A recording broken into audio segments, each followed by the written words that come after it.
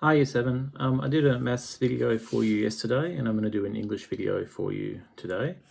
Just doing a bit of an introduction on the film stuff that we're looking at this term.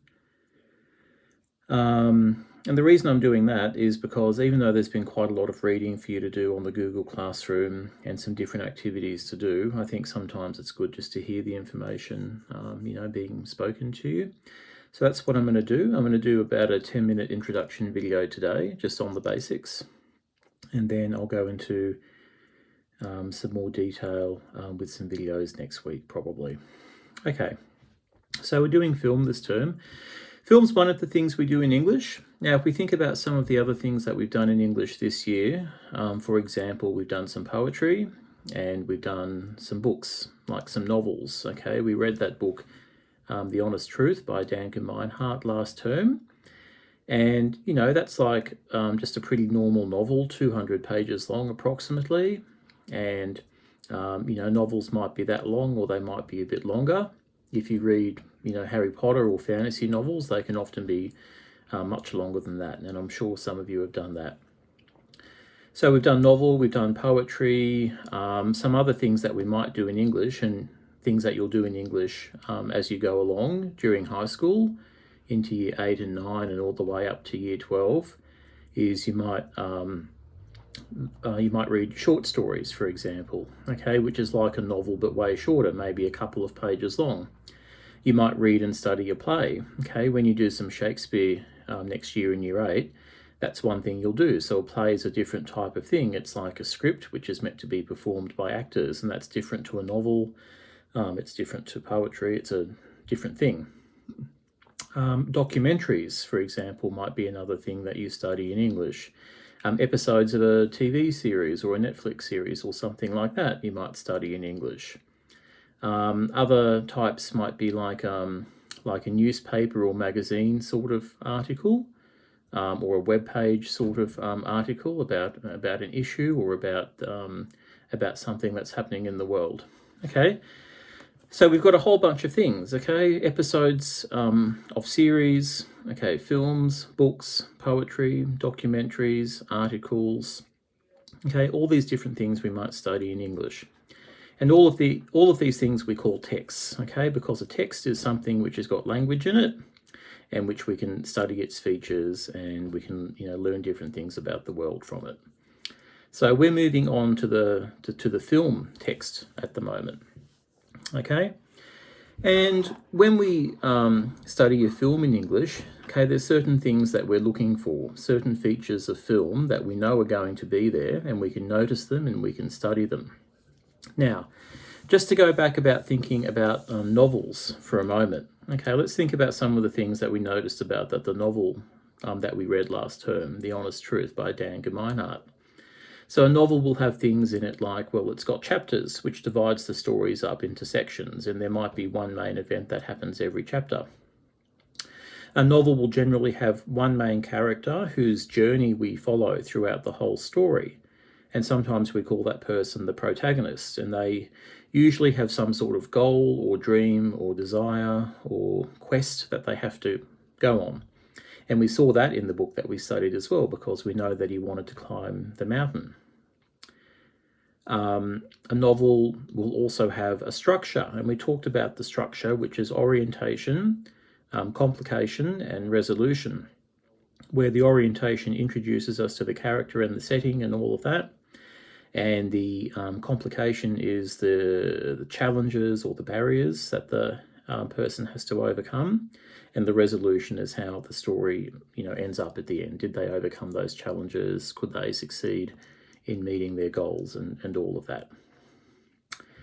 Okay, and then a novel has other features like dialogue. It'll have sections where characters are talking to other characters, and it'll have descriptions of physical places and descriptions of people. So it'll have descriptive and creative language, which gives us a picture of how things look inside our head. So the author of the novel creates imagery by describing places and describing people and describing the events.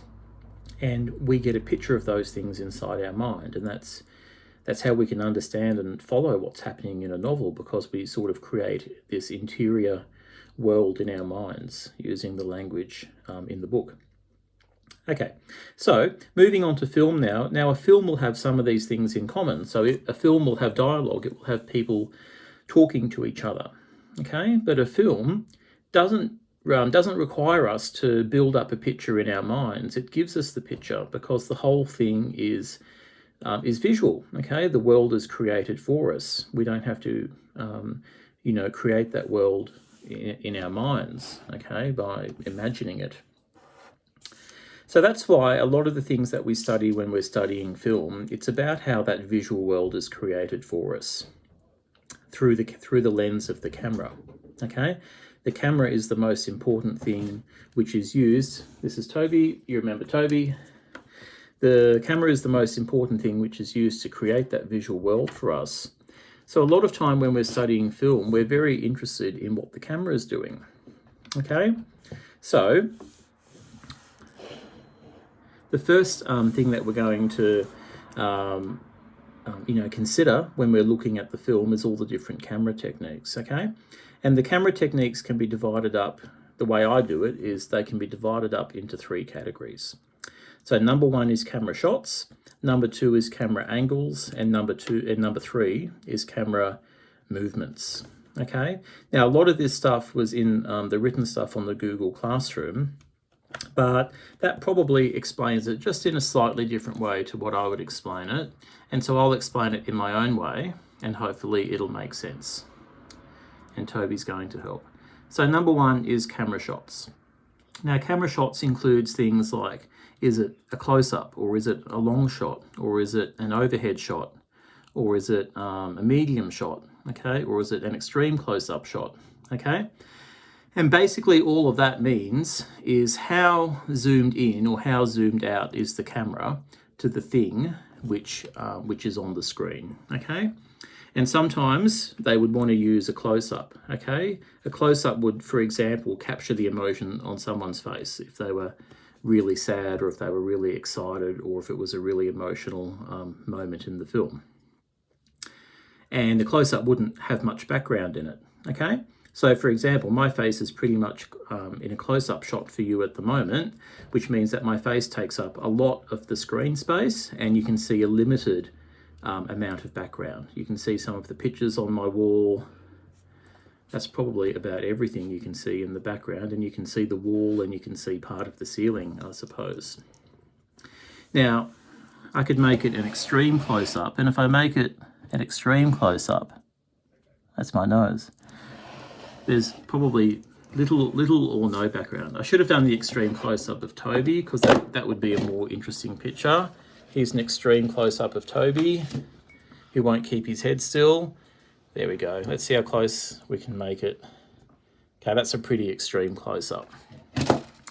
And that would really focus us on like the emotions in someone's face. Okay. Now, it doesn't have to be a person which you do an extreme close-up for. You might do an extreme close-up of an object if that object was really important. Okay, if it was really important in the movie for some reason, something like that. Okay, and then like you might have a medium shot if you can see like 3 or 4 people on the camera. You can maybe see them from the waist up. You can see most of their body, and you can see a lot of the background. That would be a medium shot, for example. You might have a long shot if you want to capture a lot of the landscape, or if you want to really like show the setting of a place. So what they often do, like in a movie, to show you where something is taking place, it's a long shot, okay? And you wouldn't be able to see any person, except if they were really tiny, but you can see like maybe a whole street, or you can see a whole suburb, or you can see like a whole area that the film might take place in, or something like that. Okay, moving on to the next one. It's camera angles, okay? And camera angles isn't how zoomed in something is. It sort of means where is the camera in relation to the thing that it's looking at, okay? So sometimes the camera will be looking The camera might be looking, oh, it doesn't do it that well here. Okay, so the camera is looking down at me, so that's a high angle shot because the camera's above my head. Okay, but if we do it this way, which is not particularly flattering, that's a low angle shot because the camera is below me. And it doesn't work very well on my iPad. But in a film, the idea would be that when the camera is looking down on someone, sometimes it makes them look weak, or it makes them look small, or it makes them look powerless, or it makes them look insignificant, or something like that.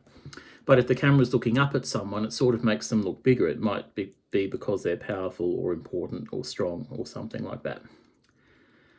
A lot of the time, the camera will sort of just be like in line with what it's looking at. So it's not high angle or it's not low angle either.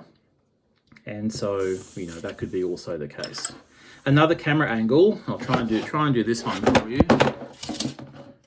Not very successfully at the moment, is overhead shot. So overhead shot is when it's looking directly down at something. There's an overhead shot of my keyboard.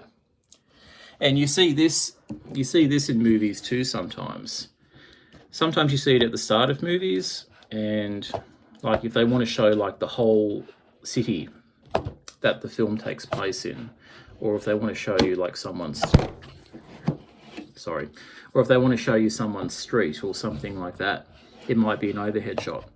And you see a lot more overhead shots in movies these days because they use a lot of drones for that. And drones have become a lot, cheaper and easier, and so they use them a lot to do the overhead shots. Okay, and then the last thing with the camera, so we've done camera shots and camera angles so far. The last thing would be the camera movement. So sometimes the camera moves from side to side, and we call that panning. Sometimes the camera moves like this, up and down. That's tilting. Okay, and sometimes that's because the camera has to follow a moving object, like it has to follow a car, or it has to follow a person running, or something like that. Okay, and sometimes what they do, they actually put the camera on a trolley, like if it's a car scene or something, they put the camera on the trolley, which is like it's got wheels on it and it goes along a track. And so the camera can follow something that's moving, okay? And that's called a dolly shot because the trolley that the camera's on is called the dolly. Okay, I'm going to stop this video here. So I've done a little bit of an introduction to film in English, and I've talked about the different camera shots and angles and movements.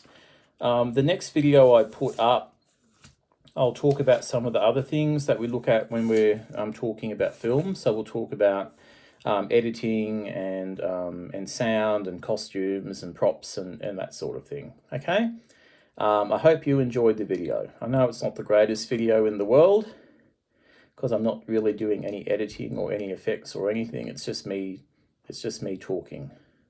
So I hope it was okay. Okay, I'll see you all soon. Bye bye.